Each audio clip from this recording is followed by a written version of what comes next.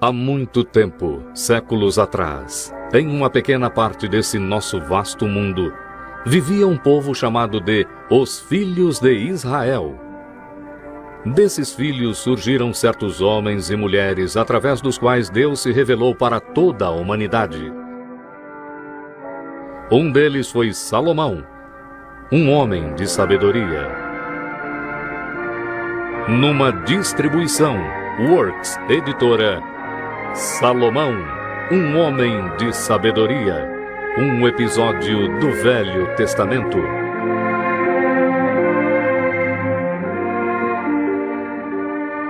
Versão brasileira, Estúdio de Cinema, São Paulo. Davi, rei de Israel, reinara por muitos anos e Deus o abençoara com grande glória e riquezas. Mas agora que ele já estava velho, era hora de outra pessoa assumir o trono.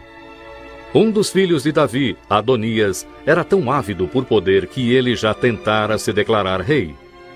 Quando Davi soube disto pela sua mulher Batseba e por Natã, o profeta, ele sabia que era hora de nomear o próximo rei.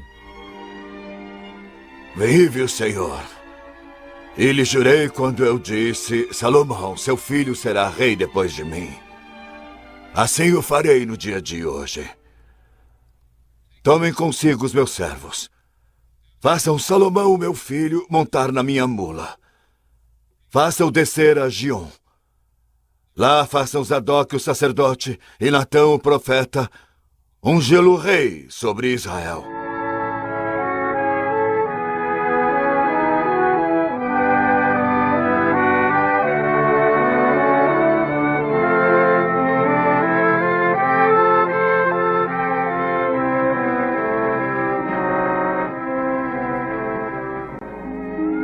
E assim Salomão, o filho mais novo de Davi, foi ungido rei sobre toda a terra de Israel. E todo o povo festejou, tocando trombetas e gritando: Viva o rei Salomão! Com seu filho seguramente no trono, Davi estava feliz e pronto para morrer. Mas antes ele reuniu os anciãos de Israel, os seus nobres e oficiais, para falar de um sonho querido dele. Um sonho muito antigo. Eu havia planejado edificar um templo, onde a arca do concerto pudesse descansar. Eu estava pronto para edificá-lo. Mas Deus me disse: Tu não edificarás uma casa ao meu nome, porque tu és um guerreiro e derramaste sangue. Ele disse: É o teu filho Salomão que edificará uma casa ao meu nome. E você, Salomão, meu filho, aprende a conhecer o Deus do seu pai, e o serve com todo o seu coração e com uma mente disposta. Porque o Senhor busca todos os corações, e conhece tudo o que pensamos e planejamos. E se procurar por Ele, Ele o fará encontrá-lo. Mas se o abandonar, Ele o rejeitará para sempre. Seja cauteloso. O Senhor o escolheu para edificar um templo. Seja forte e o edifica. Então Davi deu a Salomão os esboços que foram desenhados para o templo em Jerusalém, e Salomão fielmente prometeu executar os planos. E dos seus próprios tesouros Davi deu grandes quantidades de ouro e prata para a construção do templo. Seguindo seu exemplo, as pessoas também deram presentes para o templo, e Davi se alegrou porque o seu maior desejo logo se realizaria.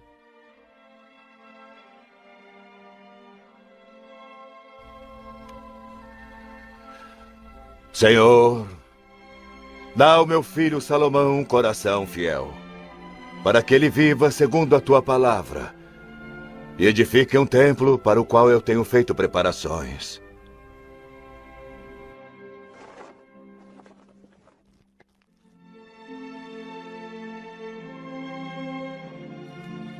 Assim começou o reino do rei Salomão.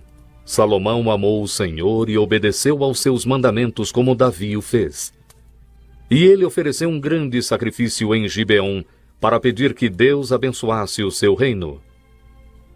Naquela noite, enquanto Salomão dormia, Deus falou com ele em um sonho, dizendo: Pede o que quiseres que te dê.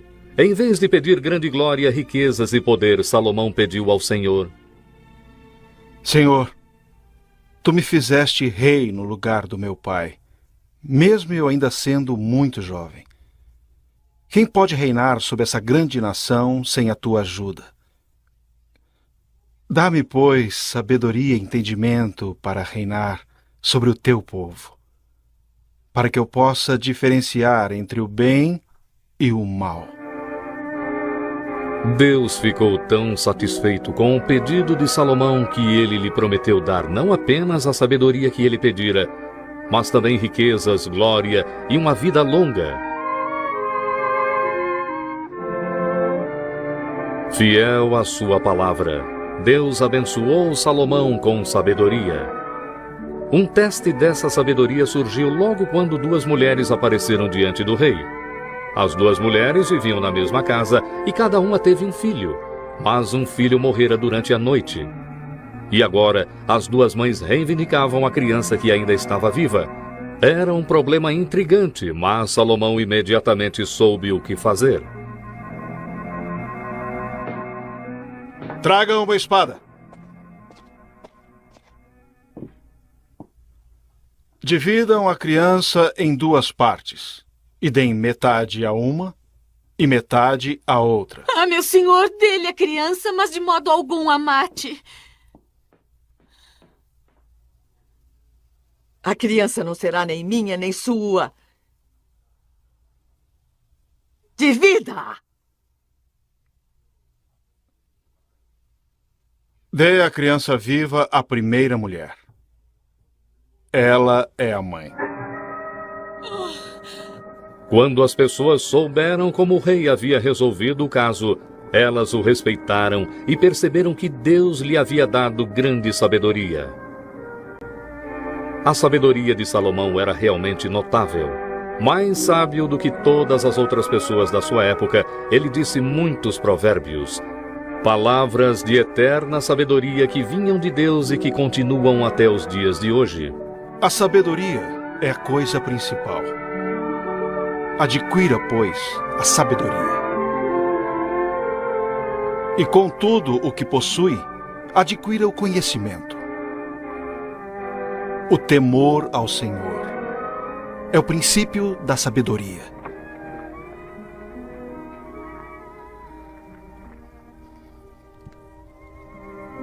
Confie no Senhor de todo o seu coração e não se emaranhe no seu próprio entendimento. Reconhece-o em todos os seus caminhos e ele endireitará as suas veredas. Não seja sábio a seus próprios olhos. Tema o Senhor e aparte-se do mal. Mas a sua fama e prosperidade não fizeram com que Salomão esquecesse a promessa que ele fizera ao seu pai. E agora que havia paz na terra de Israel, os seus pensamentos se voltaram para a construção do templo. Seu primeiro passo foi escrever para o rei de Tiro, um amigo que poderia fornecer madeira de cedro do Líbano. Eu tenciono edificar um templo à glória do Senhor, meu Deus, que disse ao meu pai Davi: Teu filho, que porei no teu trono depois de ti, edificará uma casa ao meu nome. Pois agora, dê a ordem aos seus servos que cortem cedros do Líbano para mim, e os meus servos ajudarão. Eu pagarei pelos seus servos. Salomão estava certo de que Hirão, rei de Tiro, que fora amigo do seu pai, atenderia ao seu pedido e que a construção do templo começaria em breve.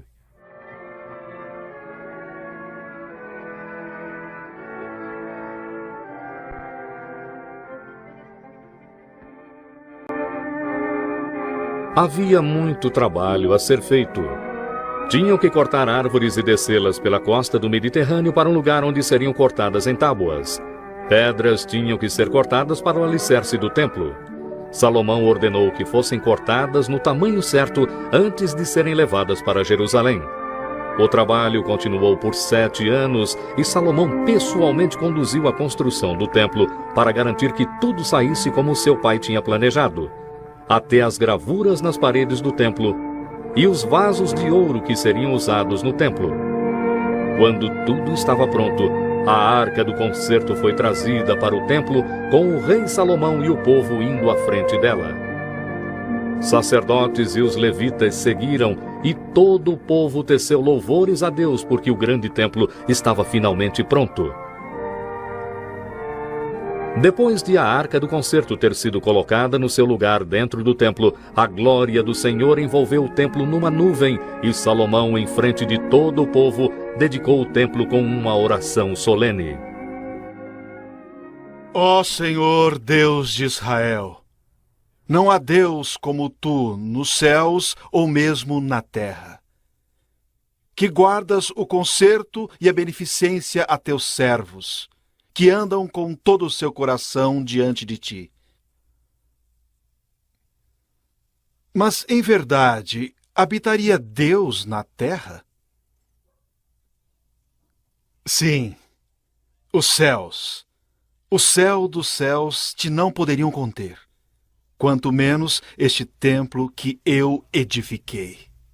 Salomão estava dizendo uma grande verdade, que a presença de Deus iluminava todas as coisas, pois Deus está em todo lugar. Mesmo assim, Salomão pediu para que Deus fizesse do templo a sua moradia, e que ele ouvisse as preces de todos que lá orariam por perdão. E quando Salomão terminou a sua oração, ele falou para o povo: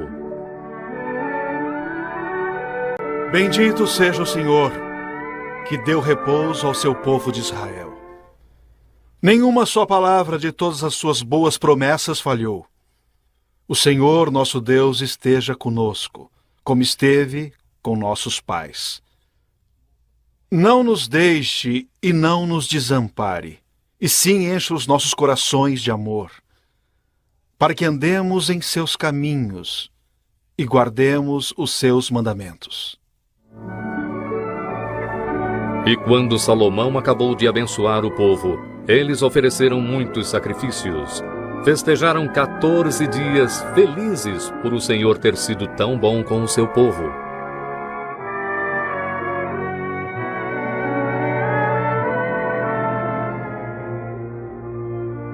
Os anos se passaram e a fama do rei Salomão se espalhou até mesmo em Sabá, na Arábia.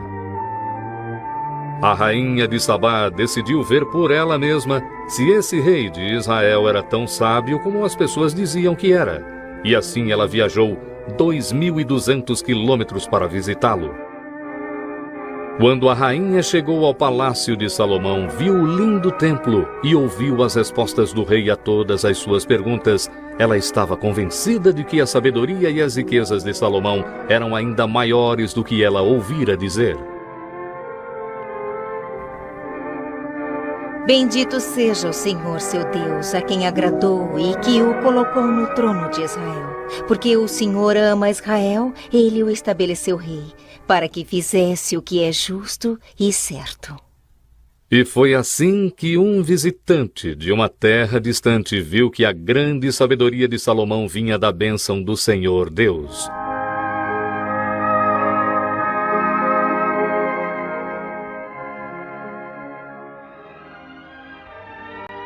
Salomão foi feliz enquanto ele andou nos caminhos do Senhor. Mas houve um tempo na sua velhice em que ele se afastou do Senhor seu Deus e ele fez acordos com soberanos estrangeiros que não adoravam o único Deus verdadeiro. Ele até se casou com as suas filhas e teve muitas mulheres. E essas mulheres pagãs persuadiram Salomão a construir altares para os seus ídolos. Isso enfureceu o Senhor e, por fim, trouxe a punição de Deus sobre Salomão e o seu povo. E assim as palavras que Deus falara através de Moisés, o primeiro líder de Israel, se realizaram. Hoje exponho diante de vós uma bênção e uma maldição. Uma bênção se fizerdes o que eu mandar, mas uma maldição se não ouvirdes o Senhor vosso Deus.